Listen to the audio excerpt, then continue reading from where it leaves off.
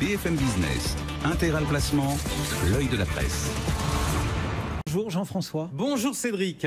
Quel est le sujet que vous nous proposez cette semaine? Eh bien cette semaine, je voudrais vous parler des élections. J'ai cru comprendre que certains n'avaient pas été très contents des résultats du premier tour, puisqu'un sondage dit qu'aujourd'hui 59% des Français ne sont pas contents. Alors en pareille situation, il est tentant de vouloir changer les règles du jeu. Je vous propose donc de parler de démocratie et de la règle du jeu démocratique. Alors pour mémoire, dimanche, on a voté pour le premier tour des élections présidentielle. Alors j'en profite pour rappeler le fonctionnement de cette élection. Est électeur tout citoyen français âgé de 18 ans la veille du premier tour de l'élection, à condition naturellement de ne pas avoir été privé de ses droits civiques. En pratique, vous deviez vous rendre dans un bureau de vote pour exprimer votre suffrage, mais il était possible, si vous n'étiez pas là, de donner une procuration, avec toutefois des règles très précises. La personne à qui vous deviez donner procuration devait être dans la même commune que vous, et cette personne-là ne pouvait avoir qu'une seule procuration, histoire d'éviter les manipulations. Jean-François, on est dans Intégral Placement, c'est pas instruction civique pour tous. Vous savez pourquoi je vous attaque là-dessus? En fait, je rappelle simplement les règles démocratiques les plus connues du système, car la démocratie n'est pas qu'un problème politique au sens vie de la cité. La démocratie est aussi un concept qui concerne les épargnants. C'est-à-dire qu'on va faire le match du deuxième tour des programmes des candidats sur l'épargne? Absolument pas, parce que je pense qu'il vient d'en être un peu question à l'antenne. C'est pas du tout mon sujet du jour. Je voudrais m'intéresser à la démocratie en matière d'épargne pour savoir si elle tourne rond ou pas. Déjà, Cédric, petite question. Quels sont les placements qui sont concernés par le jeu démocratique? Bon, assez aisément, vu la période et vu qu'on est en pleine assemblée générale, ce sont les actions, j'imagine. Alors, tout à fait. Mais vous savez que, par exemple, si vous êtes porteur de SICAV, en fait, vous êtes actionnaire et tous les ans, il y a une assemblée générale. Si vous avez fait de l'immobilier, vous allez vraisemblablement vous retrouver dans une copropriété où il y a aussi une assemblée générale. Si vous avez investi dans une société civile de placement immobilier, là aussi, tous les ans, il y a une assemblée générale. Même l'assurance vie est concernée. Les premiers, j'avais bien compris, mais l'assurance vie, en quoi est-ce qu'il y a de la démocratie actionnariale ou salariale ou... Alors, en fait, en assurance vie, la démocratie existe sur certains contrats. Les contrats associatifs. Ah oui. Pour mémoire, si vous souscrivez une assurance vie, vous avez en fait, il y a 3 cas et avec des conséquences juridiques qui sont relativement importantes. Premier cas, vous souscrivez un contrat individuel. Il y a donc un lien direct entre le souscripteur, l'assuré et l'assureur. Bref, aucune modification du contrat n'est possible sans le consentement des deux parties, autrement dit, sans votre accord. Seconde catégorie de contrats, les contrats de groupe, où il y a une structure qui souscrit l'assurance vie au profit de ses clients. Ça se trouve fréquemment dans l'univers bancaire. Là, on vous demande pas du tout votre avis. Si jamais la structure se met d'accord avec l'assureur pour changer les règles, tranquillement les clauses du contrat, eh bien, elle peut le faire. Elle a juste l'obligation de vous informer. Et le troisième type de contrat sont les contrats associatifs, et c'est là qu'il y a de la démocratie, c'est ça? Exactement. Si vous êtes dans un contrat associatif, vous devez être convoqué tous les ans en Assemblée Générale pour donner votre avis. Bon, mais ces contrats associatifs, je suis désolé, si on fait de la statistique un peu brutale, ils sont ultra minoritaires. Si on prend l'exemple de l'affaire, par exemple, c'est certes une des premières associations, ou la première, mais il n'y a que 700 000 adhérents, là où il y a des millions de contrats d'assurance vie. Alors, deux correctifs, si vous le permettez. Un, minoritaire peut-être, ultra minoritaire, sûrement pas. Pourquoi? Parce que l'affaire n'est pas, avec ses 700 000 et quelques adhérents, la plus grosse association de la place. C'est sûrement la plus bruyante, mais c'est pas la plus grosse. Si vous êtes par exemple client du Crédit Agricole, eh bien vous êtes sûrement membre de l'Andecam. Si vous avez un contrat du Crédit Mutuel Arkea, vous êtes vraisemblablement, vous allez recevoir une convocation de la CEREP.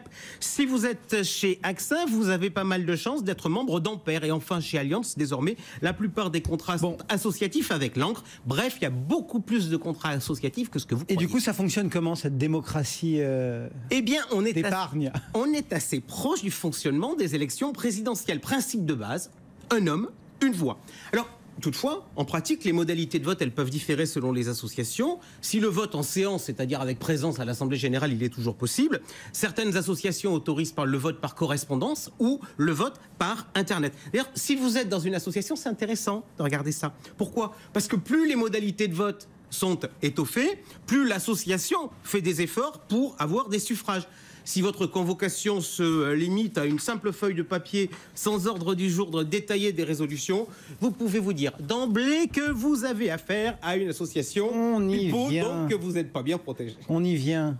Et c'est là que s'ancre votre coup de gueule, c'est qu'elle ne fonctionne pas bien, cette démocratie. On peut débattre. Déjà, quand on voit le nombre d'adhérents et le nombre de votants, on peut se poser des questions sur le bon fonctionnement de ces associations. Tout à l'heure, je vous ai dit, en attaquant un peu sur ce qui se passait sur la présidentielle, que pour la présidentielle, on pouvait donner un pouvoir à quelqu'un qui était dans sa commune et que cette personne ne pouvait recevoir qu'un seul pouvoir. Eh bien, voyez-vous, dans les associations en assurance vie, la règle, elle est totalement différente, notamment parce qu'il est possible de donner pouvoir au président. Imaginez, par exemple, vous voulez voter Mélenchon, vous allez donc donner un pouvoir à Mélenchon qui arrive avec des valises pleines de pouvoir le jour du vote. Alors, pour info, ça pourrait aussi marcher avec Le Pen, Hamon, Macron, Fillon, Dupont-Aignan, Cheminade, Artaud, Lassalle ou Asselineau. On n'est plus obligé de tous les citer là, ils ont perdu. Seul, en fait, changerait la taille des valises. Ce que je vous dis là, ça vous paraît inconcevable en politique, eh bien, ça existe en assurance. Non, il n'y a aucune limite. Si, il y en a une. Il y a un décret qui a fixé une limite à 5% des droits de vote. Mais en fait, les présidents, ils sont pas fous. Ils contournent la règle en donnant les droits de vote excédentaires à d'autres administrateurs. Comme ça, ni vu ni connu, on peut avoir les moyens de l'association et s'assurer la mainmise sur l'Assemblée générale. Car soyons clairs, la limite des 5%, c'est pas 5% des votants. C'est 5% des droits de vote. Or, comme il y a peu de votants, ça fait des sommes qui sont très importantes. Autant dire que certains présidents d'associations tremblent moins lorsqu'ils rentrent en séance d'Assemblée générale et ils n'attendent pas fébrilement les résultats aux 20h. Il faut donc changer la loi ? Mais une tentative a été faite avec la loi Sapin 2 pour bloquer les pouvoirs à 10. Mais alors là, un immense lobbying de place s'est mis en œuvre pour lutter contre cette disposition. Alors, in fine, seul un point très important malgré tout a été modifié. Désormais, les grosses modifications sur un contrat doivent être systématiquement faites en Assemblée générale. Plus question de faire comme auparavant, c'est-à-dire de donner mandat au conseil d'administration. On a largement évoqué le cas de l'assurance vie, mais je reviens quand même à ma marotte du début. Les actions, comment ça se passe là ? Et alors là, on change, Cédric, mais alors totalement d'univers. Fini l'expression « un homme, une voix ». Désormais, le principe, c'est une action, une voix. Donc, plus vous avez d'actions, plus vous avez de voix. Bon, donc il y a quand même des histoires récentes qui nous ont fait parler de droits de vote double. Exactement, des droits de vote double pour les actionnaires fidèles. Alors, quand on parle de ça, on titille les amis des minoritaires. La F2IC, la Fédération des clubs d'investissement et des investisseurs institutionnels, a notamment hier sorti un communiqué de presse rappelant son attachement au principe une action, une voix. Fitrust, de son côté, a présenté une résolution lors de l'Assemblée générale d'accord pour demander la suppression du droit de vote double. Personnellement, moi, sur ce sujet, je suis moins extrémiste que certains de mes petits camarades. En revanche, la dernière réflexion de la place m'a littéralement fait sortir de mes gonds. Quelle était-elle ? Il y a peu, les Échos nous ont révélé que sous la houlette du Haut Comité juridique, alors c'est un machin qui a été inventé par l'Autorité des marchés financiers et la Banque de France, eh bien ce Haut Comité réfléchissait à la mise en place de droits de vote multiples. Bref, de donner 10, 25 ou 50 droits de vote à certaines actions. Sous prétexte d'attirer des actions cotées à Paris, on est donc prêt à piétiner les principes de fonctionnement de notre droit. Personnellement, je n'applaudis pas. Imaginez par exemple si je disais, finalement, au nom de l'intérêt supérieur, vu le bazar qu'ont été ces élections, pourquoi finalement on ne supprimerait pas les présidentielles ? Bon, allez, on conclut. 3 mots de conclusion si vous le permettez. 1. À l'attention de nos auditeurs et téléspectateurs. Quand vous avez un droit de vote, utilisez-le.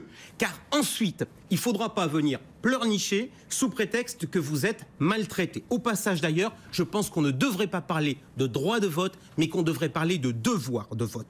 2.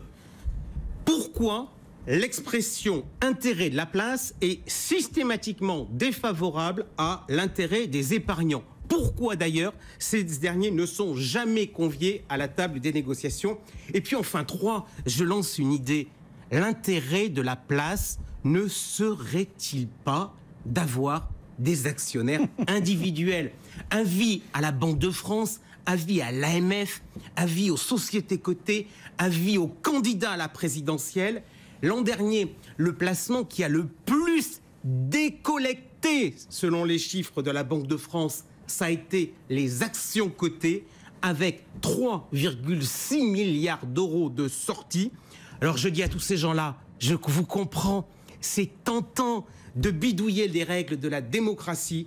Ce serait, à mon avis, beaucoup plus efficace d'essayer de la faire vivre.